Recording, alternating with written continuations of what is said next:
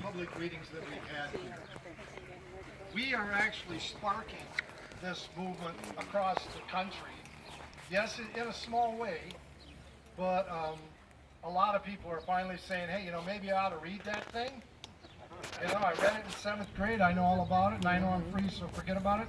No, it's time to read it again. Why do I say that? I think you agree.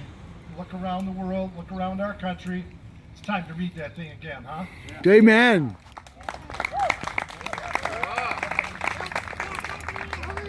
I belong to a certain political party, and it doesn't matter. I'm sure you guys do, and I'm sure there are many independents. Doesn't matter. There's that saying, you cut anybody regardless of color, the blood's always red. Amen. We're all Americans. That's why we're here. We're here, yeah. We're here to generate patriotic, what's the word, something that's more common, more united, as opposed to diversified and getting snarky and telling each other what we're doing wrong. No, we're here to really emphasize our commonality, just like the Founding Fathers did. And as you witness this today, try to put yourself in their position. There were 13 different autonomous, back then they called them states, just like they called Great Britain and France states. In other words, they were 13 autonomous nations that got together. And they all knew they were different. And what did they allow for? How much did they tolerate? How much did they enforce? These are questions we need to ask each other every day. I know you're different. I may not even like you, but I tolerate you, and I will support your right to be different. To me, that's America. Amen. Thank you. I'd like to bring up our first speaker. We're going to have 4 parts to this program. The historical context of what the colonists and the founders went through. The actual reading. And please remind me, because when Natalie gets up here, we're going to be handing out copies of the Declaration of Independence that you can keep. I think I have about 100 of them. Nice. Yeah. Thirdly, we'll talk about what happened to the Declaration, or to the signers of the Declaration. And then finally, I want to do a little section on unity, united under God. It's on our money. I didn't say that right, but you'll figure it out. And Whitney Jones is going to lead us in the first and the 4th verse of our national anthem that our Congress decided was going to be a national anthem way back in 1931. Most of us don't even know there were so many verses, much less. So when that time comes around, I'm going to ask you to get on your smartphones and actually look up the lyrics, 4th stanza to Star Spangled Banner, so we can all sing along. She'll be leading. That's what's going to happen today. I'm really glad you're here. Let's have a big round of applause for everybody that made it here today.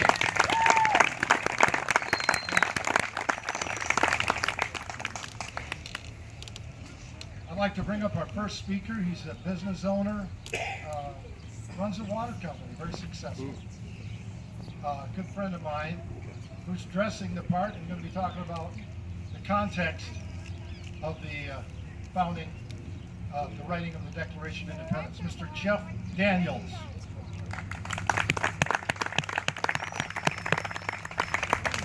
Good morning, everybody. Very honored to be here and to be asked to do this. This is my first time. And obviously I went a little overboard.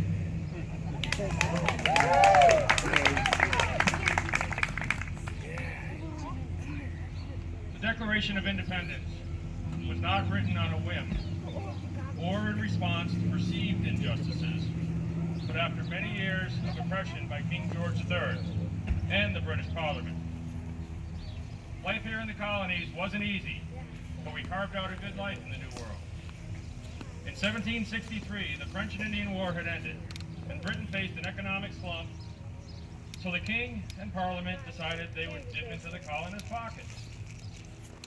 Then, the very next year, in 1764, they passed the Sugar Act and the Currency Act, much to our displeasure. We protested, and we were ignored by the King and Parliament. Then, the following year, more acts were passed, including the Stamp Act, to help defray the cost of troops here in America. It imposed a tax on many of the types of printed materials used here in the colonies, and we saw it as a violation of our rights. Violent demonstrations in several colonies ensued, and the Virginian House of Burgesses adopted the Virginia Resolves that claimed under British law, Virginians could only be taxed by an assembly to which they had elected representatives. Most of these protests fell on deaf ears, so the King and Parliament continued further with their insults, including enacting the Quartering Act, which forced colonists to house and feed and provide provisions to the British troops. Most of us resisted or circumvented this act in many of our colonies. Now, in 1767, the Townshend Acts, a series of 4 acts, were passed by Parliament, placing tariffs on many of the items we imported into America, and much, much more. By this time, the protests were mounting, and leaders were evolving. The Massachusetts House of Representatives began a campaign against the acts by sending a petition to the King, asking for the repeal of them. At the same time, the Massachusetts House sent the Massachusetts Circular Letter to other colonial assemblies, asking them to join in their resistance movement, and it called for a boycott of any merchants importing the tax-affected goods. This action came to the notice of Lord Hillsborough, the new colonial secretary in England. His response was to send letters to colonial governors, who were British appointees, instructing them to dissolve any colony assemblies that were elected by the colonists who responded to this circular letter. He also instructed the Massachusetts governor, Francis Bernard, to direct the Massachusetts House to rescind the letter. The House refused to comply. Slowly, other assemblies began to support the letter and the boycott of British goods. By September of 1768, at a town meeting in Boston, the town residents were urged to arm themselves. Later, in September, 2 regiments of English infantry landed in Boston and set up permanent residents to keep order. There were several more skirmishes over the next year or so. The most notable was called the Boston Massacre in March of 1770. The Boston Massacre started with an apprentice harassing a soldier on guard duty. It quickly escalated with more citizens and troops joining in the fray. One soldier overreacted and began to shoot at the colonists without an order from the commanding officer who had been sent in to control the situation.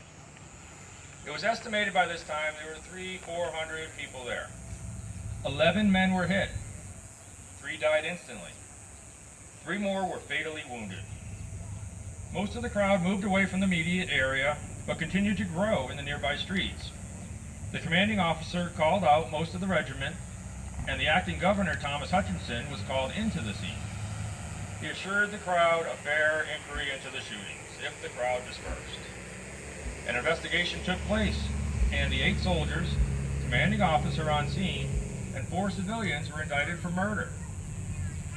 The trial was delayed, and the regiment was moved out of the province because of the ongoing high tensions in Boston. Not content with the slow pace of justice, the local media and engravers published accounts of the massacre and artistic interpretations of the scene. The media at the time were a little more interested in stirring up the colonists than total accuracy. Guess that's not new. One example of their exploitation was a complaint that customs officials were abandoning their posts because of the danger, when in fact only one official left Boston to carry Governor Hutchinson's dispatches about the situation to London. Many of these dispatches sought to blame the Bostonians for denying the validity of parliamentary laws. The dispatch also blamed the city's citizens for lawlessness preceding the incident, the Boston Massacre, claiming that they set up an ambush of the soldiers, causing this gunfire. The trial of the soldiers opened in November of 1770, 8 months later, and a number of the defendants were actually defended by John Adams. 6 of them were acquitted, and the remaining 2 were found guilty of manslaughter because there was overwhelming evidence that they had fired directly into the crowd. Over the next 5 years, there were further conflicts, including one of the best known, the Boston Tea Party. In December of 1773, the target was a Tea Act, which allowed the British East India East India Company to sell tea from China at a significantly reduced cost in the American colonies without even paying taxes, apart from those imposed from the Townshend Acts. Now, American patriots strongly opposed taxes in the Townshend Act as a violation of their rights. They objected to the Tea Act because they believed that it violated their rights as Englishmen to no taxation without representation, and that it was a maneuver to buy popular support for the taxes already in force.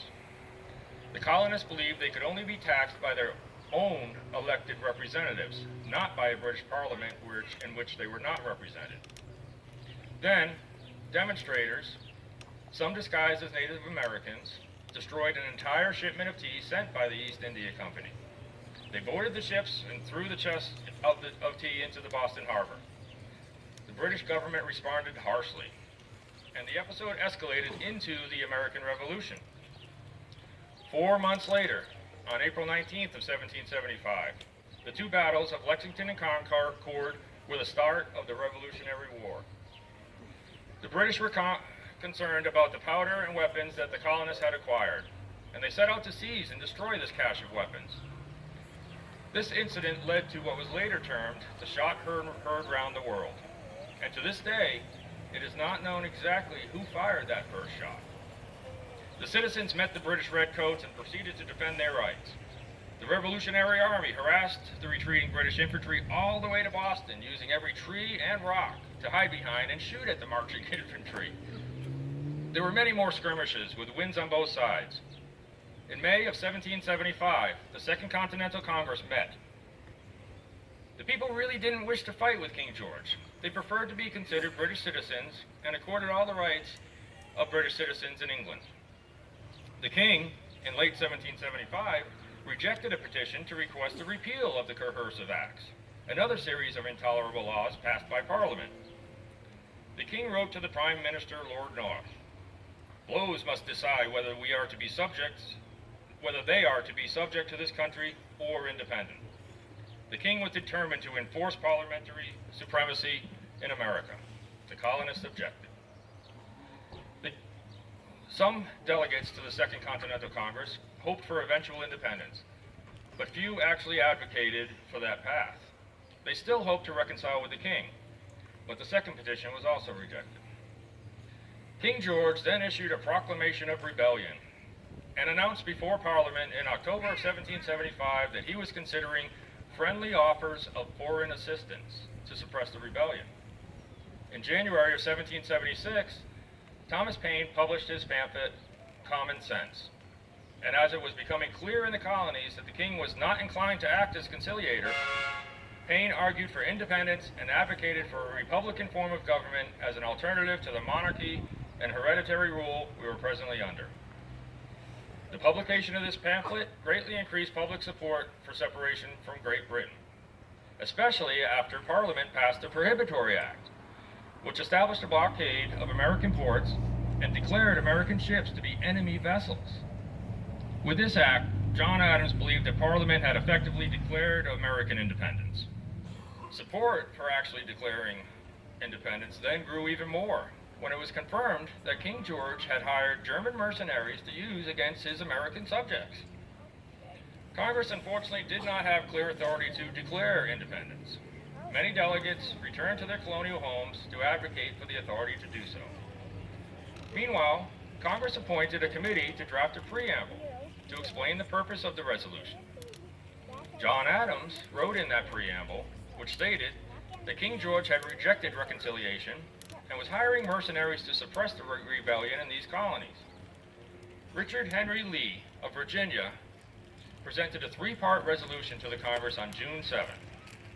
John Adams seconded the resolution and called upon Congress to declare independence.